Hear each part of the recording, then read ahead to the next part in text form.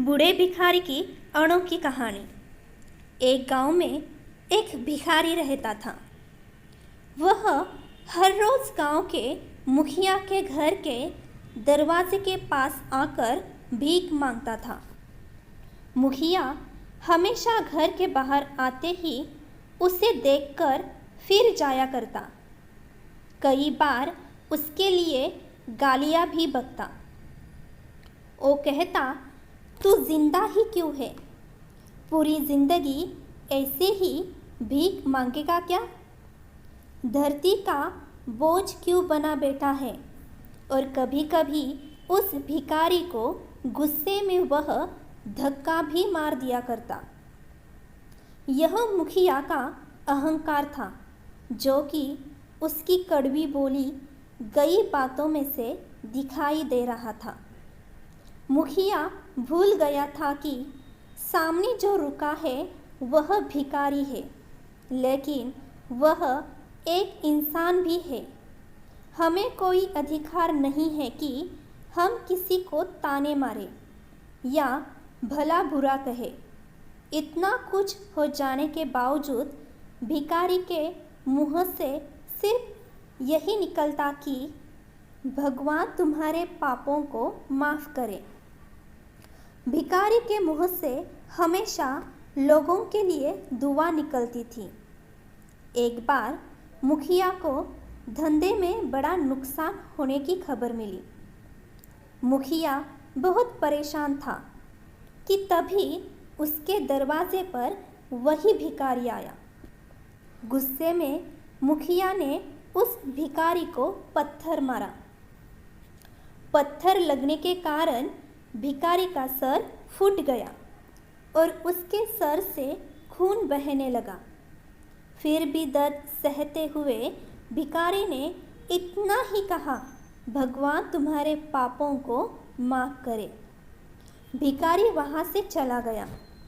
मुखिया सोच में पड़ गए। भिखारी को पत्थर मारा, फिर भी उसने सिर्फ प्रार्थना की, क्यों? मुखिया का गुस्सा शांत हुआ।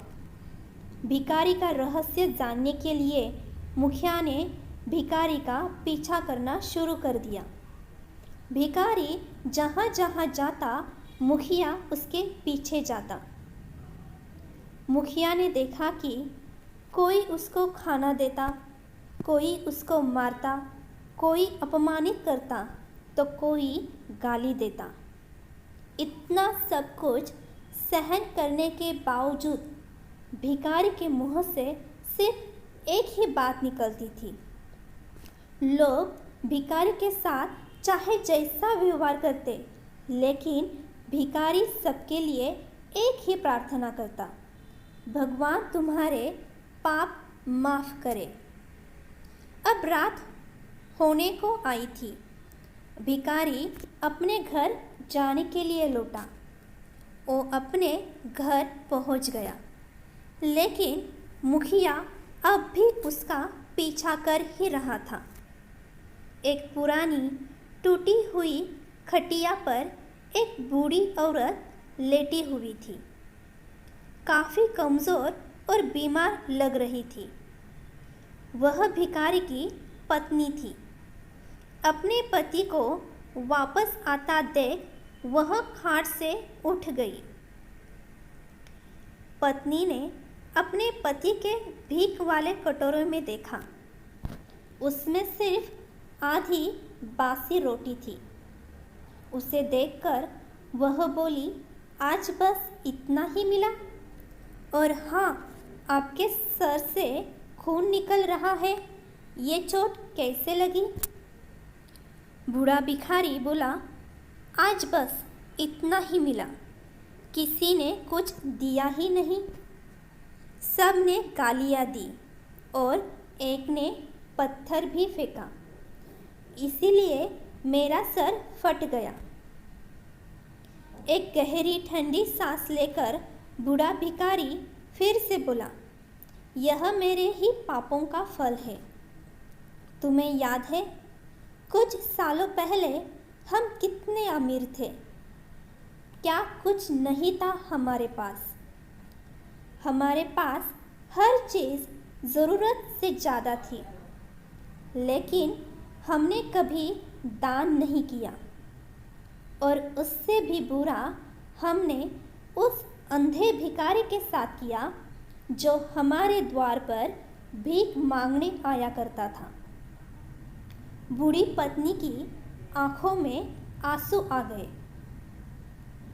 वह बोली, हाँ, हम उस बेचारे अंधे के साथ बहुत बुरा करते थे, उसका अपमान करते थे, उसे खाने के लिए रोटी की जगह कागज़ दिया करते थे, उसको अपमानित किया करते थे, उसका मजाक उड़ाया करते थे और कभी कभी मारा भी करते थे।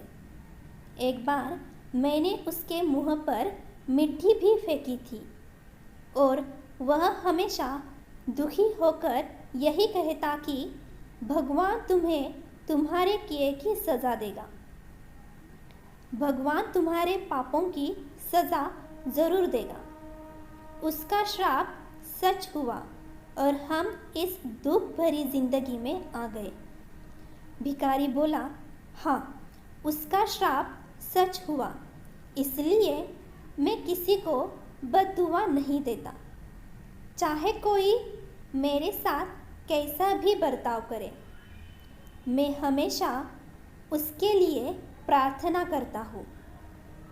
मैं नहीं चाहता कि कोई भी हमारे जैसे ज़िंदगी का अनुभव करे, किसी को भी हमारे जैसे दुखों का सामना करना पड़े।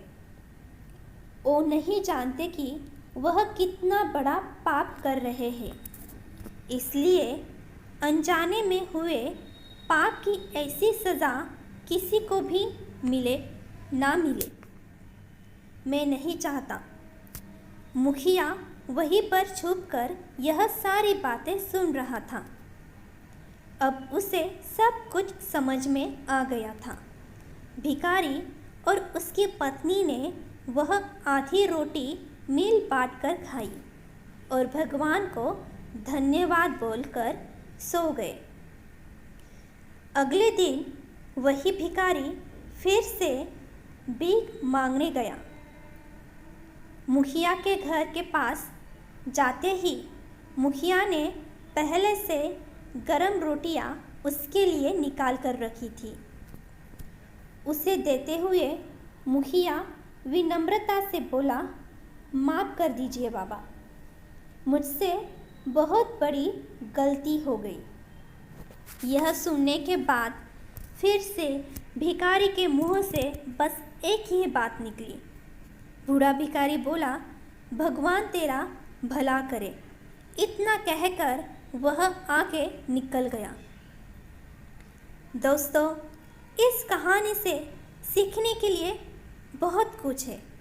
इस कहानी से जो सीख लेने लायक है वह बड़ी ही सिंपल है कि आदमी चाहे किसी के बारे में बुरा कहे या भला करे, लेकिन भगवान सिर्फ कर्म के हिसाब से उसको फल देता है। क्या हुआ अगर भगवान नहीं दिखता है, लेकिन यह बात बिल्कुल सच है, उसके खाते में सबका हिसाब बहुत बहुत पक्का होता है। इसलिए जब किसी के लिए कुछ भी करो तो अच्छा ही करो, कभी भी दूसरों के लिए बुरा मत सोचो। दोस्तों, आशा करती हूँ कि यह कहानी आपको पसंद आई होगी। कहानी पसंद आए तो उसे लाइक करना ना भूलिएगा और चैनल पर नए हैं तो चैनल को ज़रूर सब्सक्राइब कीजिएगा। तो फिर से मिलते हैं एक नई कहानी के साथ। तब तक धन्यवाद।